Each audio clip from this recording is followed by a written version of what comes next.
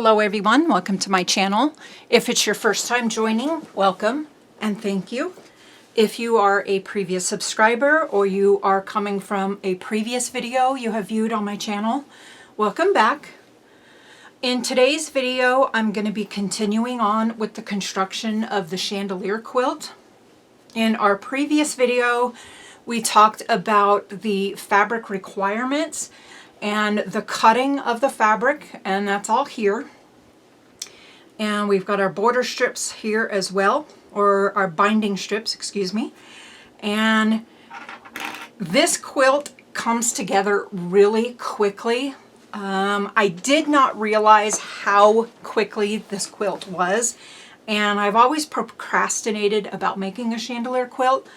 But now that I'm constructing the pieces, I just may make a couple more in the future because it's really easy. Okay, so if you have not seen that previous video, please refer to that for our cutting instructions and the fabric requirements. And that was here. Today we're going to do the actual block construction. And what you're going to do is you are going to make pieces or units of the block first, and this is what those will look like. Okay, and these are going to make up all your blocks. This is what your block is going to be, is this simple. Okay, so what you're going to need is, in the previous video I talked about cutting your charm squares that you matched up.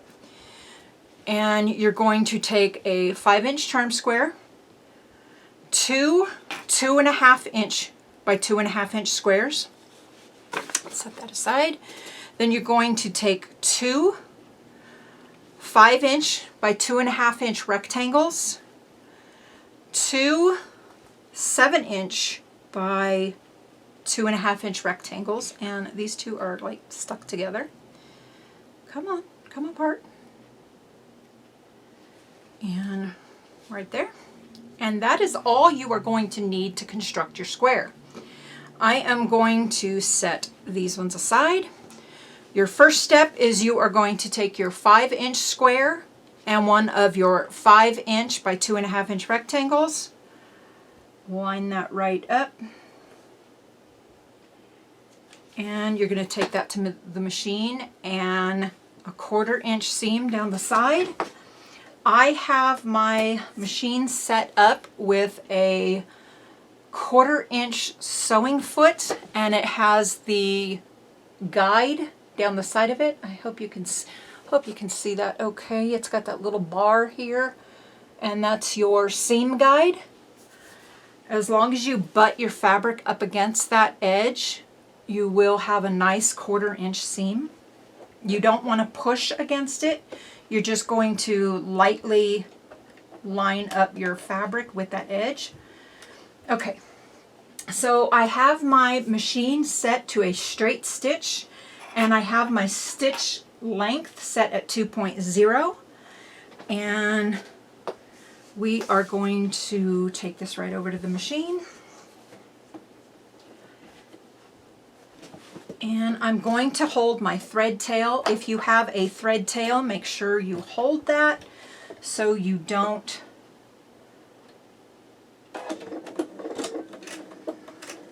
bunch that fabric up as you start.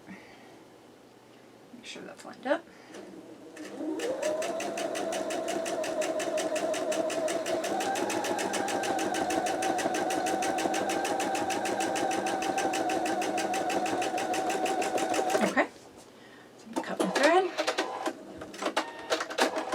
Okay, so now from this point, what you can do is you can go ahead and sew your second 2.5 inch by 5 inch rectangle to the other side, or you can take the next set and start chain piecing your pieces together. I'm going to go ahead and sew my second piece to it to save some time.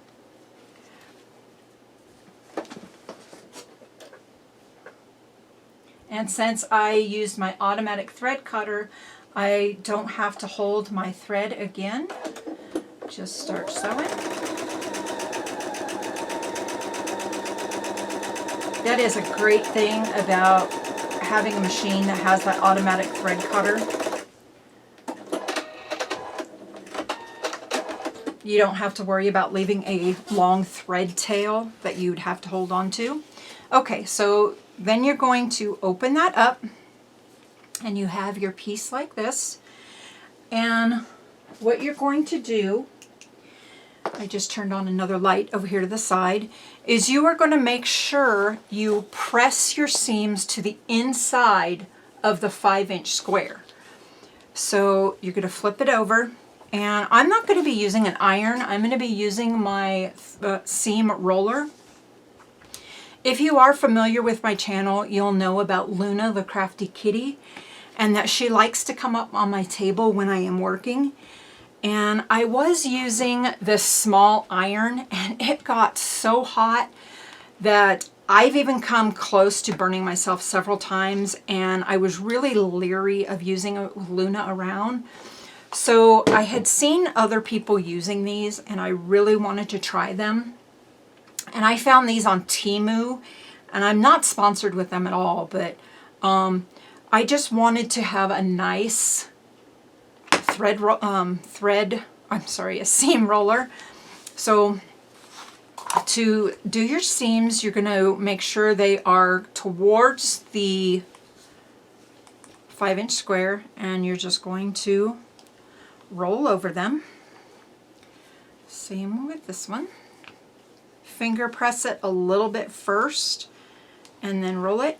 And then I like to flip it over, make sure that my seam is nice, and then do it again from the front side.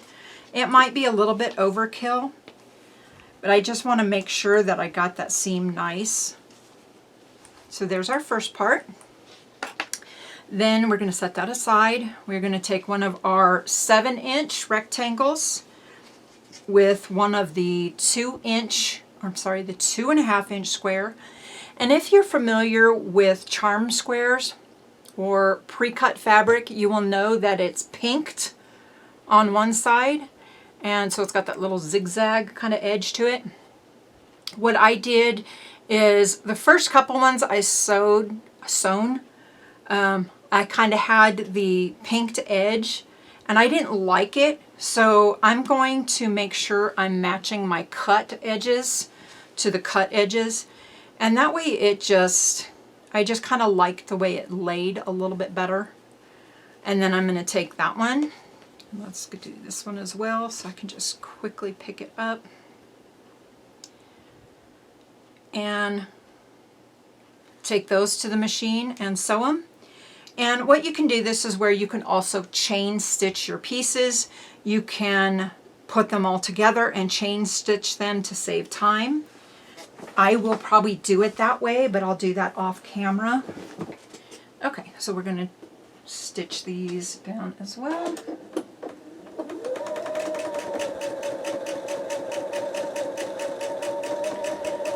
And sew off the fabric just a little bit.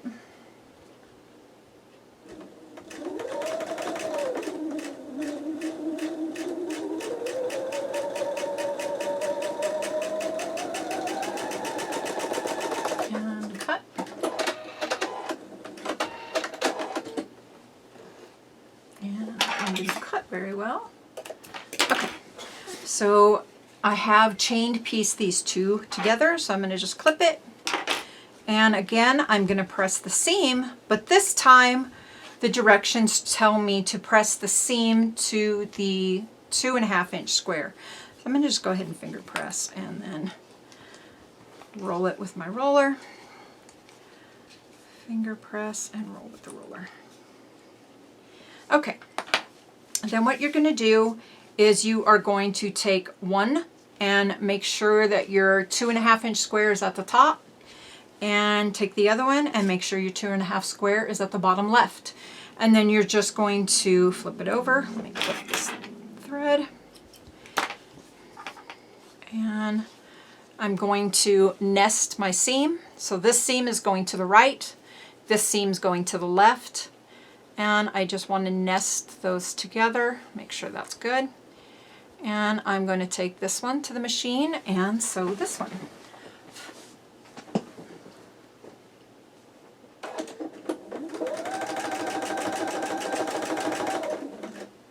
And I had a little bit of a thread tail, so it kind of like bunched up the edge. Can you see that where it bunched it up? I'm just going to pick those threads out and make sure that, since my thread cutter did not cut very well on the last part that I had sewn, I didn't hold that thread tail. So I'm just picking these seams apart, and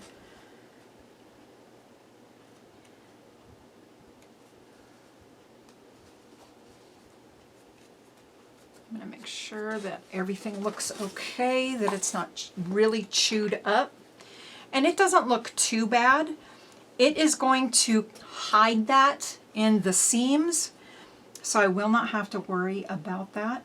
I am going to make sure that when I go back to the machine, I do hold that thread tail. Thread tails really frustrate me.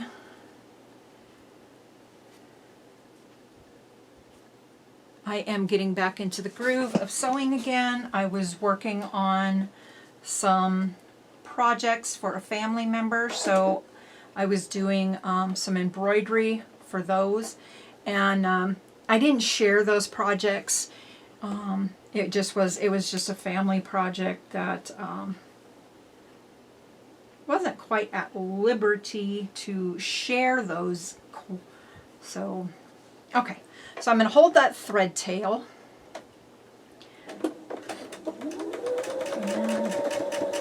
Okay. So it is not up underneath there again, so it's not chewing that up. Make sure those are lined up good, and continue sewing. I do like keeping little mistakes like that in my video. If you're familiar with my channel, you'll know that already. If you are new to my channel, I like keeping little mistakes like that in the videos because that helps you learn from them.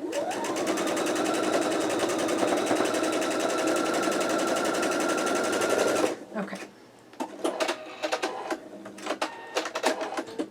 Okay, so no thread tail that time. Okay, so that is that one.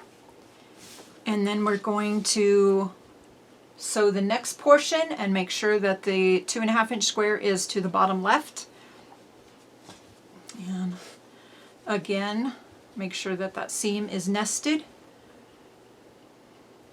I had a new sewer, new quilter, message me on my email, and she asked me, why do you have to nest the seams?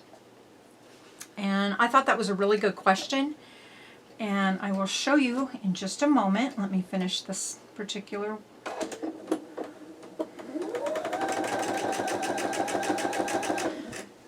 When you are nesting your seams, that is preventing a lot of bulk on the quilt where all the seams come together.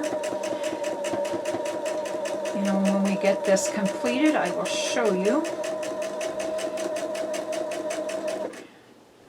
Make sure those are aligned correctly.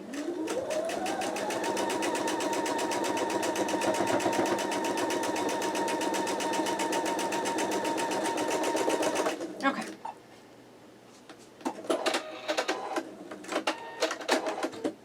Okay, and pop that one up, and there is your block.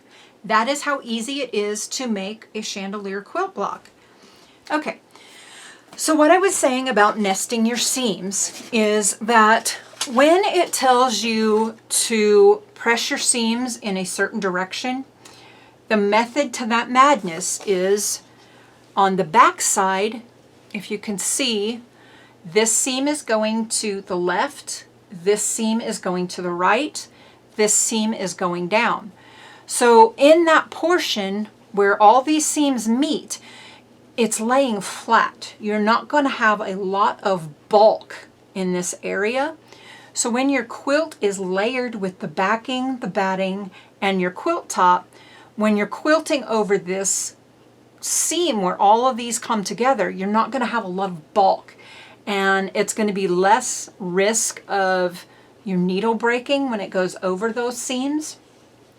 If you have a lot of bulk in one area, your machine can have issues going through all those pieces of fabric in that one small area.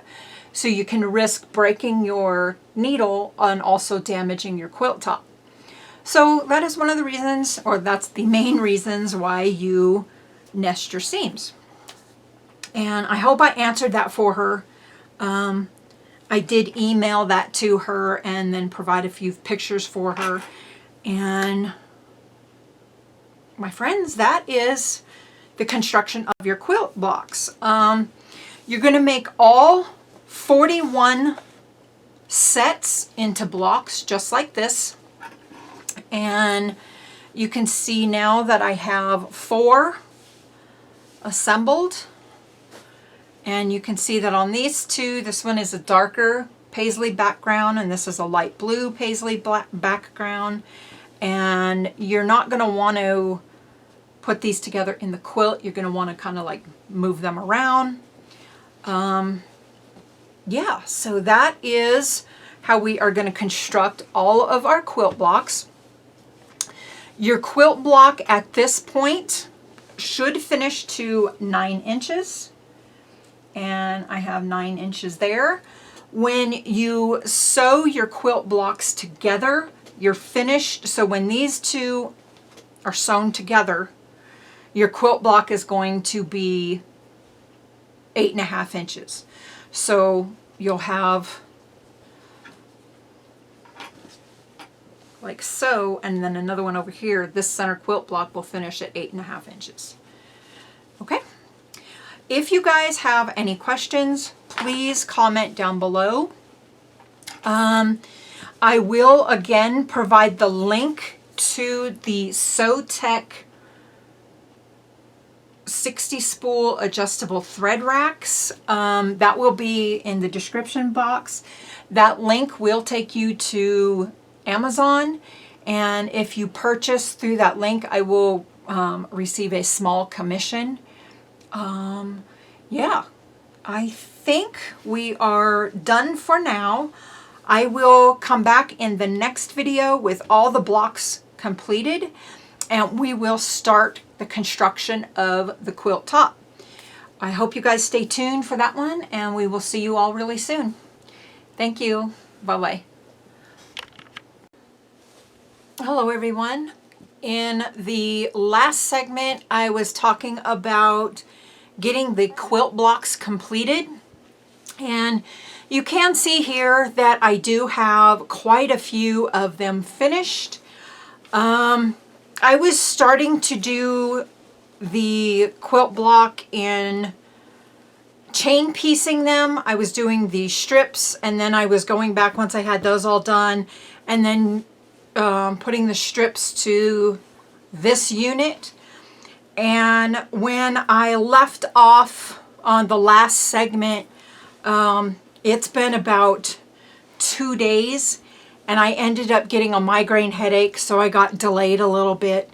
And I kind of do that if I overdo it a little bit.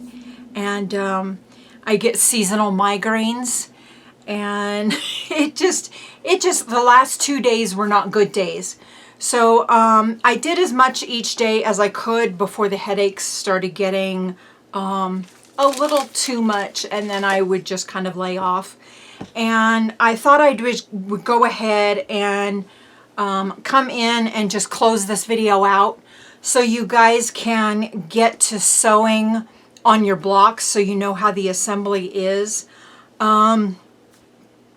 It has been 5 days since I posted the first video of the fabric requirement and the cutting instructions, and I'm really sorry it's taken me the 5 days to get back to post the second video, and I really apologize for that. And I'm going to try to get caught up on videos now. So I have 12 more of the, got a Luna hair on there. I got 12 more of the blocks to actually construct, and then I will show you guys in the next video how we actually start constructing the blocks. I think what I will end up doing is taking everything out to my living room floor and laying it out and showing you guys the layout of the blocks. Yeah, that way we can get like a nice overhead view of everything, and I can show you guys how that's going to be. But we're going to go ahead and close the this video out so you guys can get to sewing your blocks too. And I'm going to really try to get the next segment out in like 3 to 4 days. So hopefully everything goes well with that and I don't get another flare-up of this migraine.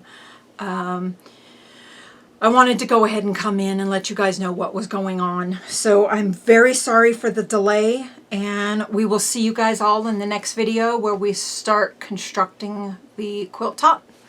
So if you haven't subscribed already, please subscribe, because I am trying to get to that 1,000 subscriber goal by the end of the year. Right now we are at 935 subscribers, so I only need 65 more subscribers to hit that 1,000 subscriber goal, and I'd really like to hopefully have that done by the first of the year. So if you know anybody who would be interested in my channel, please share it with them. If you have not subscribed yet, please subscribe. I am going to have a lot of quick quilts, quick project quilts coming really soon, one after the other. And yeah, so please definitely hit that subscribe button. Okay, so if you have any questions or comments, go down below, hit those thumbs up, and leave that comment. If you do not want to comment in the comment section, you can always email me at jsandc18@gmail.com. Alrighty guys, we'll see you in the next video. Thanks. Bye-bye.